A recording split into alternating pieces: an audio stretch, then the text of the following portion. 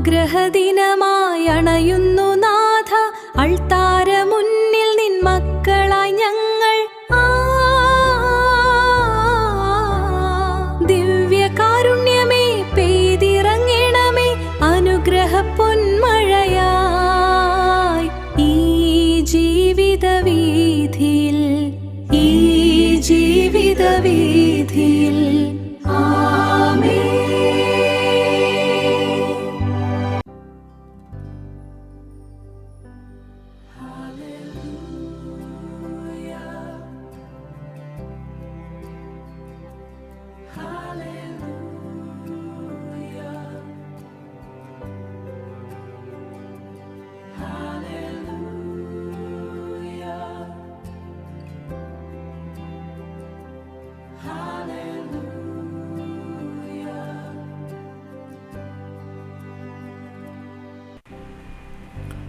പരിശുദ്ധ പരമദ്വീപികാരുടെ നാഥനായ ഈശോയെ, അങ്ങയുടെ സന്നിധിയിലായിരിക്കുവാൻ ഞങ്ങളെ അനുവദിച്ചതിനെ ഓർത്ത് ഞങ്ങളെ നന്ദി പറയുന്നു.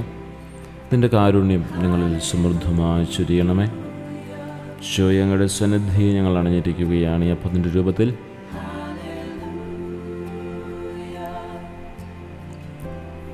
എഴുന്നള്ളിയിരിക്കുന്ന അങ്ങയെ ഞങ്ങൾ ആരാധിക്കുന്നു.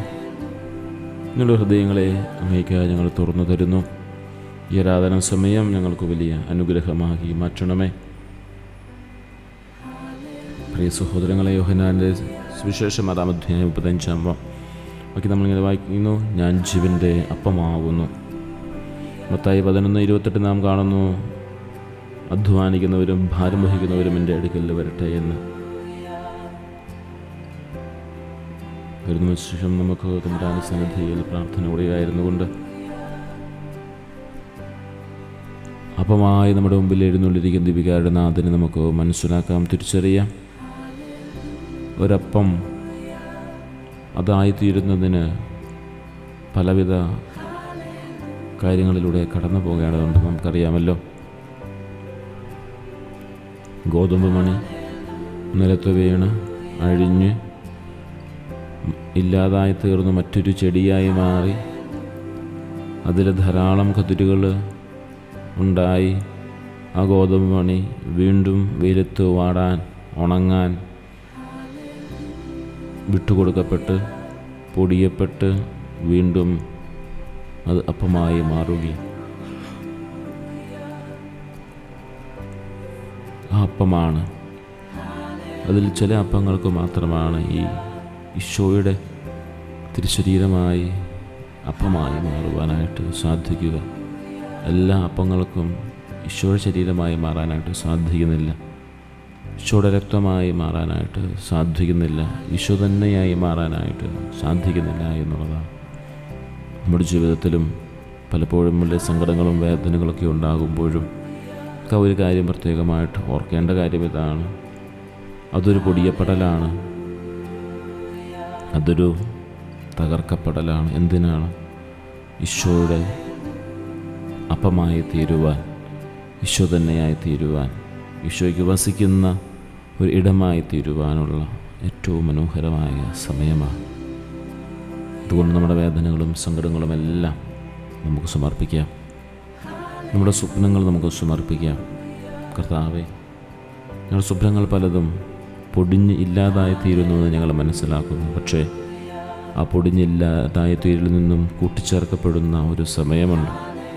അത് നിൻ്റെ കൂടെയുള്ള സമയമാണ്. ആ സമയത്തിനായി ഞങ്ങൾ കാത്തിരിക്കുന്നു ഈശോയെ. ആ കൂടിച്ചേരലിനായിട്ട് ഞങ്ങൾ കാത്തിരിക്കുകയാണ്. അത് വെറുമൊരു കൂടിച്ചേരൽ മാത്രമല്ല, അൾത്താരയിൽ സമർപ്പിക്കപ്പെടുന്ന ഏറ്റവും മനോഹരമായൊരു കൂടിച്ചേരൽ.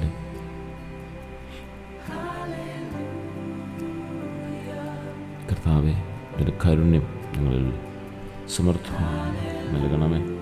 ലോകം മുഴുവനിലും സമാധാനം ഉണ്ടാക്കുവാൻ വേണ്ടി ഞങ്ങൾ പ്രാർത്ഥിക്കുന്നു. യുദ്ധങ്ങൾ അവസാനിക്കുന്നതിന് വേണ്ടി ഞങ്ങൾ പ്രാർത്ഥിക്കുന്നു. രോഗികളായി കഴിയുന്നവർക്ക്, ഏകാന്തം അനുഭവിക്കുന്നവർക്ക് അങ്ങയുടെ സ്വാതന്ത്ര്യം ലഭിക്കാൻ വേണ്ടി ഞങ്ങൾ പ്രാർത്ഥിക്കുന്നു. കഷ്ടത അനുഭവിക്കുന്ന കുടുംബങ്ങൾക്ക് വേണ്ടി, തൊഴിൽരഹിതരായ യുവജനങ്ങൾക്ക് വേണ്ടി ഞങ്ങൾ പ്രാർത്ഥിക്കുന്നു. കർത്താവേ, മനുഷ്യരുടെ മാനസാന്തരത്തിന് വേണ്ടി പ്രത്യേകമായി പ്രാർത്ഥിക്കുന്നു. എൻ്റെ ഈശോയെ, ഞാൻ എന്നെ തന്നെ പൂർണ്ണമായും അങ്ങയുടെ ദീപികാരുണ്യത്തിന് മുമ്പിൽ സമർപ്പിക്കുന്നു. എൻ്റെ ശരീരവും ആത്മാവും പരിപൂർണമായി സമർപ്പിക്കുന്നു. ചെയ്യണമേ, കരുണയായിരിക്കണമേ. ആകാശത്തു നിന്നും അവർക്ക് അവൻ അപ്പം നൽകി, സകല മധുരവും അടങ്ങുന്ന ആ മന്ന ഭക്ഷിച്ചവർക്ക് വീണ്ടും ഇതാ ജീവൻ്റെ അപ്പമായി കടന്നു വന്നിരിക്കുകയാണ്. ദൈവമേ, ഞങ്ങളുടെ പീഡാനുഭവത്തിൻ്റെ സ്മരണയ്ക്കായി അത്ഭുതകരമായ കുദാശ ഞങ്ങൾക്ക് നൽകിയല്ലോ. അങ്ങയുടെ തിരുശരീരത്തങ്ങളാവുന്ന ദിവ്യരഹസ്യം വണങ്ങുന്ന ഞങ്ങളിൽ രക്ഷയുടെ ഫലം എപ്പോഴും അനുഭവിക്കുവാൻ കൃപ നൽകണമേ. നിത്യമായി ജീവിച്ചു വാഴുന്ന അങ്ങയുടെ പക്കൽ ഞങ്ങളെല്ലാം അപേക്ഷകളും സമർപ്പിക്കുന്നു. ഞങ്ങളുടെ മേ കരുണയായിരിക്കണമേ, ഞങ്ങളുടെ നിയോഗമേ കരുണയായിരിക്കണമേ. ഞങ്ങൾ പ്രാർത്ഥിക്കുവാനായ ആരെല്ലാം ഞങ്ങളോട് പ്രാർത്ഥന സഹായം ആവശ്യപ്പെട്ടിരിക്കുന്നു, അവരെല്ലാം പ്രാർത്ഥനകളും നിയോഗങ്ങളും സമർപ്പിച്ച് പ്രാർത്ഥിക്കുന്നു. കൃപയായിരിക്കണമേ, കരുണയായിരിക്കണമേ.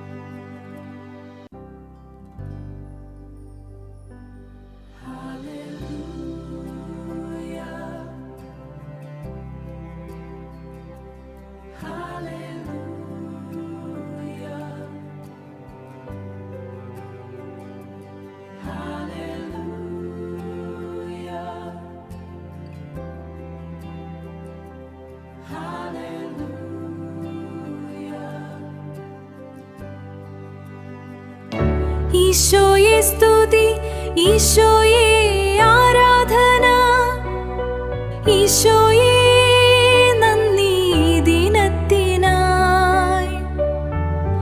ഈശോയെ നന്ദി കരുതലിനായി. ഈശോയെ സ്തുതി, ഈശോയെ ആരാധന,